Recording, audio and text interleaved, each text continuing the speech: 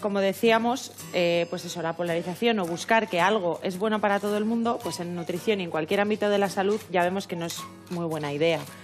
Entonces, hablando concretamente de lo que nos preguntaba Maider, que es lo que llamamos dieta cetogénica. Se llama dieta cetogénica porque se reducen mucho o eliminarlos literalmente los hidratos de carbono de la dieta y se lleva una dieta a base de grasas y de proteínas. Entonces, ¿por qué funciona la dieta cetogénica?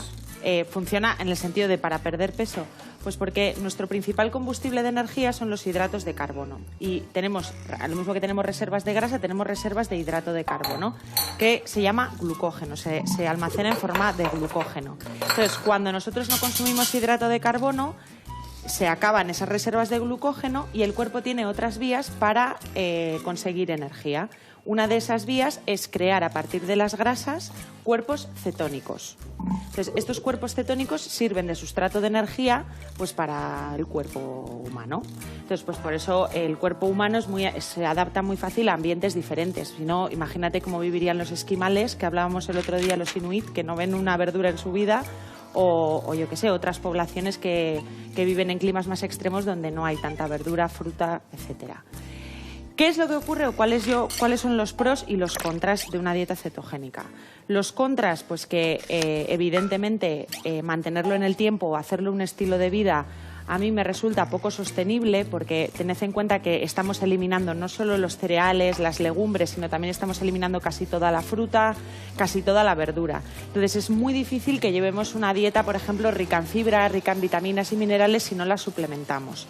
Entonces, eso por un lado. Y luego que puede ser poco sostenible en el tiempo. Vivir sin hidratos de carbono, sin darte un capricho de vez en cuando, sin tomar algo dulce o tal y cual, a mí me parece, desde mi experiencia por lo menos profesional, poco sostenible. Ahora bien, puede ser una estrategia muy interesante porque precisamente puedes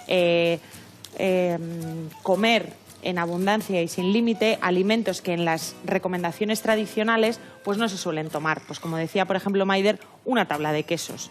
Entonces, nosotros, por ejemplo, en la práctica clínica lo que hacemos es, dependiendo del caso, si vemos que puede ser interesante, lo metemos como una estrategia y lo combinamos con la dieta normal.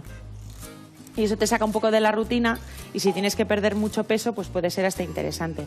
Yo no lo recomendaría tampoco para todo el mundo. Por ejemplo, para deportistas de resistencia sabemos que las dietas cetogénicas pues no es la mejor recomendación, por esa parte de hidrato de carbono la necesitan. Pero bueno, sí, y sobre todo que hay que hacerlo siempre supervisado por médico y nutricionista. O sea, que no os pongáis a hacer como locos esto, porque podéis tener consecuencias graves para la salud. Y cuando haces mucho deporte, hay que cenar bien, porque cuando estás dormido, los músculos necesitan también comer, ¿eh? Sí, sí. Ahí está. Ander entretiene, Ander educa. No, te vas al gimnasio o un partido de pádel de 2 horas... No, si yo llego a casa un yogur y dos pajitas de pan de esas con sémola. Hay que cenar. Es importante. La alimentación es una herramienta más para el rendimiento deportivo y es importante entenderlo. Y, por ejemplo, este tipo de dietas cetogénicas o cualquier otro tipo de dieta, yo nunca recomendaría hacer cada uno por su cuenta, porque también puedes engordar. O sea, es decir, si tú te estás poniendo de grasa hasta las cartolas, pues tu cuerpo va a estar gastando esa grasa que le estás metiendo por boca y no la que tienes en el Michelin. Entonces es muy importante, a pesar de que sea una buena estrategia, que esté supervisada por un profesional y también porque hay que tener en cuenta otros aspectos de tu salud que pueden ser contraproducentes, Pero vamos, no me parece malo utilizarlo como una estrategia dentro de un plan de pérdida de grasa, por ejemplo.